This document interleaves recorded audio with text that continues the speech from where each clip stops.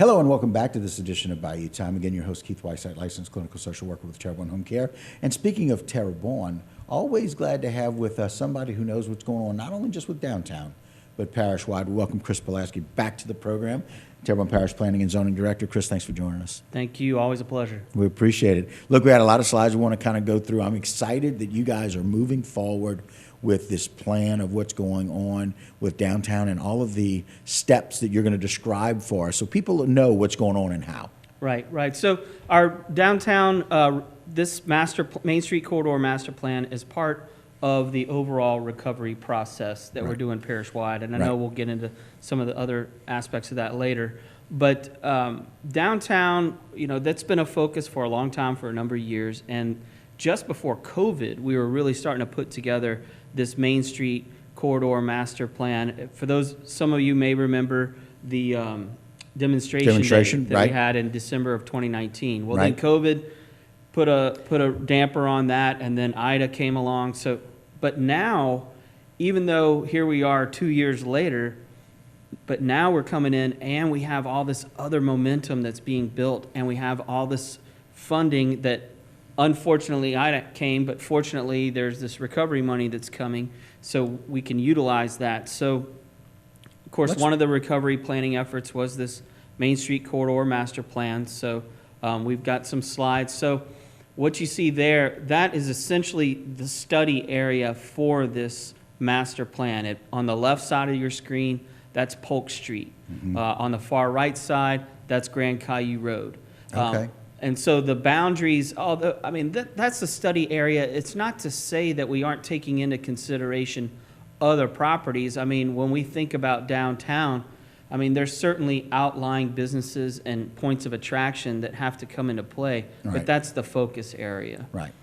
So we put together a team of consultants that's, I think on the next slide, CSRS, they are the prime. Now those guys are also involved. They are leading the effort when it comes to our overall recovery planning efforts. They're not just focused on downtown, they're focused in all the Bayou communities.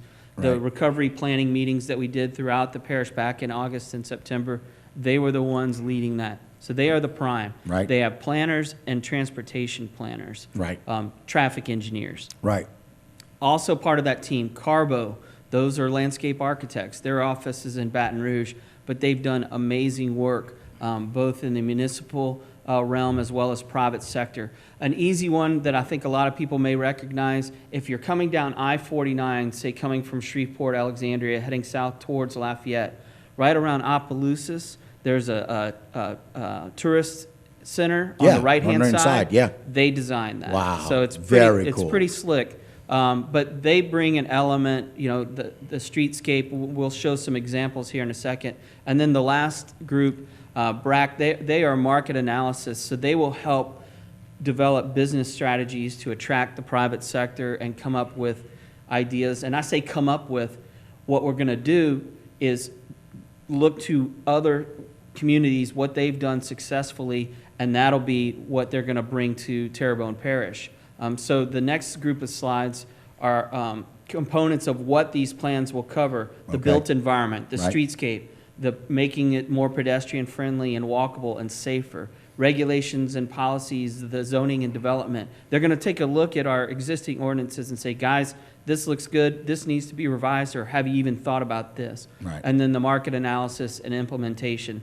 That's how do we make this happen? How do we partner with private sector and so forth? And we got some shots of some other areas we're going to kind of look at, right? Walla Walla, Washington, always fun to say. Look at that picture. Look how beautiful that is. You have the historic buildings, just as we have historic buildings downtown. Doesn't mean that it can't have something that isn't quite historical in that nature. But what you really need to look at and take away from this slide and the others is how you can keep rolling through the slides now. How colorful these spaces are, the trees, how inviting, the street furnishings, benches and planter boxes. We have some of that. Look at Larimer Square. That's in downtown Denver, the historical lower downtown area.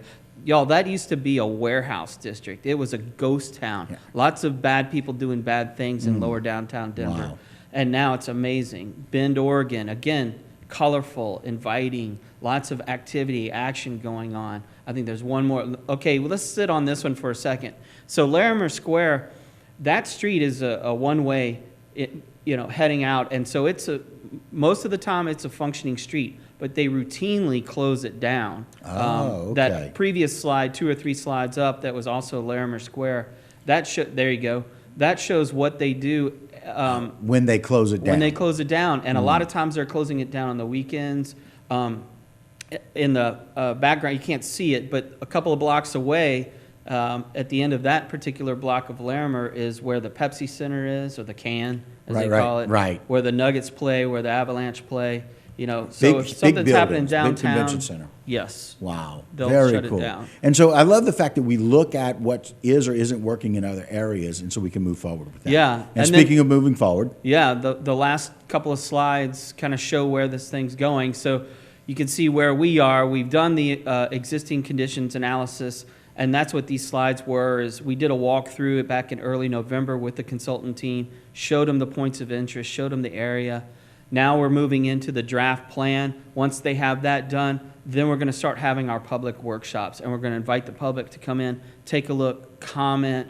Draft plan is changed. We can change it. Then we'll have the final plan sometime in spring of 2023. Wow. And then next steps, there it is again, just in a little more detail. But we're going to be moving into all those little points of interest and really start making things happen. That's right. And maybe just letting people know and getting some explanations about what's happening, why and where with recovery.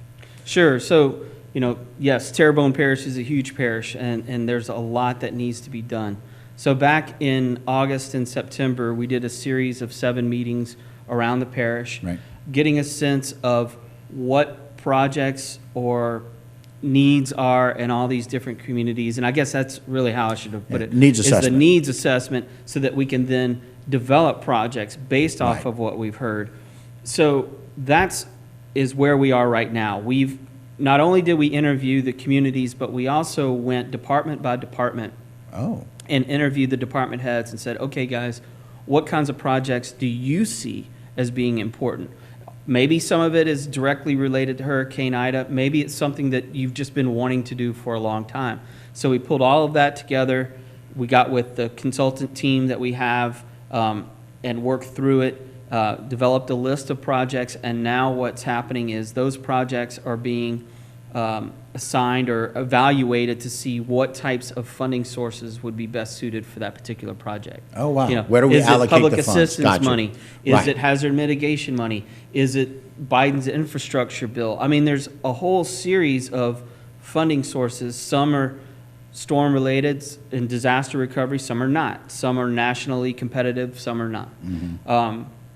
So that's where we are internally as a parish. And earlier today, we went through a list of a lot of those projects with Parish President Dove, and so we want to make sure that we're staying on track, that we're prioritizing where we need to be.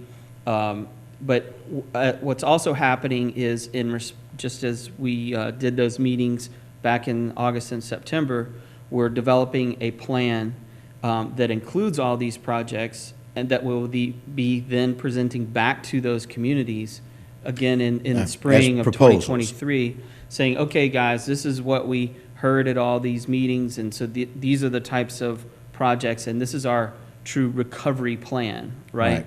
So that's a big part of the process, because for all of these funding sources, they're going to want to know, what is your recovery plan? How do you intend to spend these things? So, and make sure the money that's allocated for there's certain monies that have to be allocated for certain areas. Right. I mean, we can't just use this big pile of money and spend it. The funding sources want to know exactly what you're doing and making sure it matches up with what the funds are intended for. That's right. I mean, those funds, no matter what the dollar amount is, whether it's $80,000 or $80 million, they're specific to a certain project type. A lot of them are specific to a certain area. Right. Like a lot of the money that we spend on things happening, say, downtown or in other places, people say, well, why aren't you spending that money? We have this great need for something over here. Why didn't you just use that money to fulfill that need? Well, the problem is we can't. Right. And if we don't use it, somebody else Somebody else will. will, right. And to that point, a lot of the projects, that list of projects that we developed and still developing, we put those applications in on multiple funding sources, because here's the thing, over the years, Terrebonne Parish has developed a relationship with GOSEP, the governor's office, with FEMA. So we want to get our foot in the door with these applications, because if somebody else doesn't spend all of the money that were allocated to them, they will oftentimes turn to us and say, hey, Terrebonne, can you spend it? Well, of course we can. Yes, we can. We're very and good here's at how. that. Right. Yeah, I guess I learned that from my parents. I've always been good at spending other people's money. Oh, nice. Yeah, nice. yeah, especially theirs. They appreciate you Yeah. paying that forward now and not still being their money. Yeah, right. Right. So- So anything in particular with regards to the parish, anything that people are asking, why has this not been addressed? Why has that not been addressed? Well, certainly, we have a lot of public facilities that are in various stages, and whether you're talking about the government tower or the building across from the government tower, where right there at Gabasson Park Avenue, the green roof building. Right. We've got a lot of recreation facilities. Right now, what we're primarily waiting on, like lots of people, insurance. Sure. And FEMA won't pay out until the insurance has been exhausted. The parish administration, legal department, risk management, they're working with the insurance companies. They're working with FEMA to try and expedite that. But like everyone else, just like you are at home, Yeah. it's kind of the same thing. It's the same thing at Grander home, but a scale. larger scale. Yeah. Exactly. And we're having to wait like we have to. And quite frankly, we're also still prioritizing. We're still prioritizing about getting things up and running, getting all of those lights done. And, I think about that all the time. We just need to be patient with the parish, much like we've had to be patient with our own homes. Yeah, blighted properties, all of those things. I was thinking about that earlier this morning. It's so easy to get caught up on why isn't this fixed? What's the status on this? And there's nothing wrong with feeling that way, but you have to be patient. I mean, New Orleans took a long time to come back from Katrina, and this is every bit of Katrina was to New Orleans, Ida was to Terrebonne, right? Yeah. But the other thing about focusing on that is then you lose sight of all the wonderful things that have happened and all of the reconstruction and all the new things that are happening or have happened, and I just hate for that to get lost. And one of those other things in conclusion, the wonderful celebrations that we did for the 200 bicentennial celebration has been fantastic. And all those presentations and the wonderful day that was celebrated. So Yeah, we you need to did a keep great job, by the way. Oh, well, thank you very much. I was Yeah. acting like I was having a good time. But we appreciate that. So, Chris, thanks for the updates as everything, and thanks for all your hard work. You're welcome. Every day. Thanks we for having appreciate me. that. And much thanks to Chris Pulaski and all the things that are done through the parish. We appreciate it. And that will do it for this particular segment of Bayou Time. Don't go anywhere. A lot more local programming here on HTV.